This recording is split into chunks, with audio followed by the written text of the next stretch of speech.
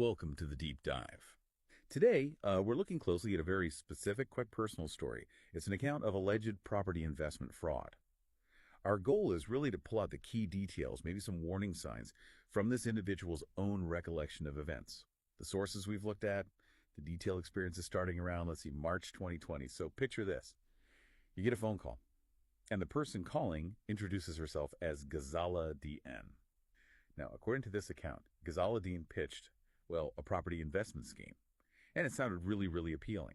She reportedly claimed that other people had already made, quote, millions of pounds investing with her. Big numbers. Wow, yeah. That's quite the hook. Exactly. The proposal, as described, was that several investors would pool money, buy a share of property she'd supposedly already picked up at a reduced cost.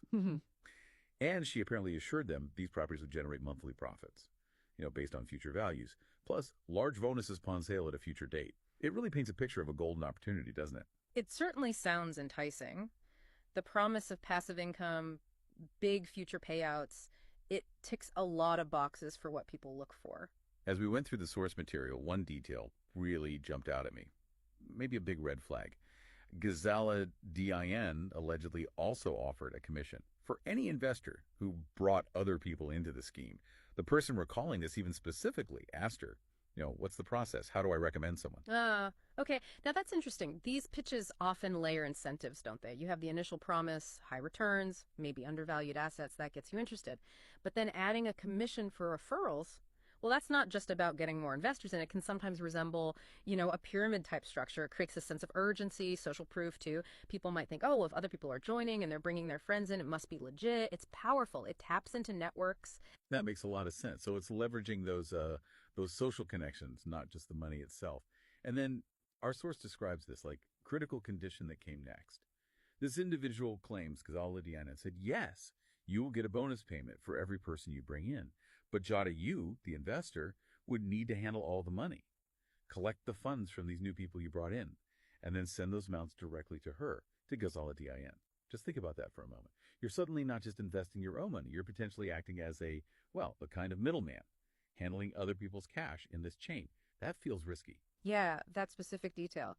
Asking you to personally process funds from others and then pass them on, that's more than a red flag. That's a flashing siren. Legitimate investment setups usually have very clear pathways for money. Direct from investor to the company, maybe through a regulated third party like an escrow service. Not typically through other individual investors acting as collection points.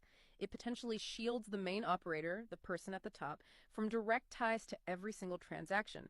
And it puts all the burden and, frankly, the potential liability onto the person collecting the money, you. Plus, it makes tracing where the money actually goes incredibly difficult. That's a hallmark often seen in alleged fraud cases. It leaves you, the one handling the cash, just incredibly exposed, financially and maybe even legally if things go sideways. Absolutely. So, okay, let's shift to the outcome described in our source. What does this all mean for you listening? The reflection from the individual is pretty stark. They said, quote, none of us knew what her real intentions were. They were dark and devious. And they made a very serious claim, stating Ghazala Din committed fraud on a massive scale and that she lied to everyone, just point blank. The account continues, saying she kept on lying after the fact to try and make herself look good and honorable, but most people were not falling for her lies anymore. It really highlights that alleged disconnect, doesn't it, between the shiny, appealing promises made at the start and then what's described later as just lies after lies when presumably the promised returns or bonuses didn't appear.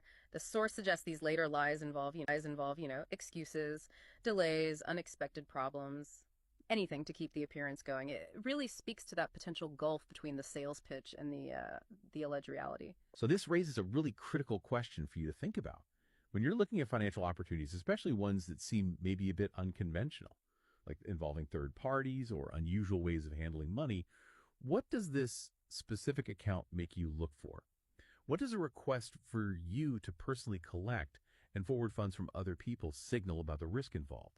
And why might that specifically be the ultimate red flag to watch out for? Definitely something worth mulling over.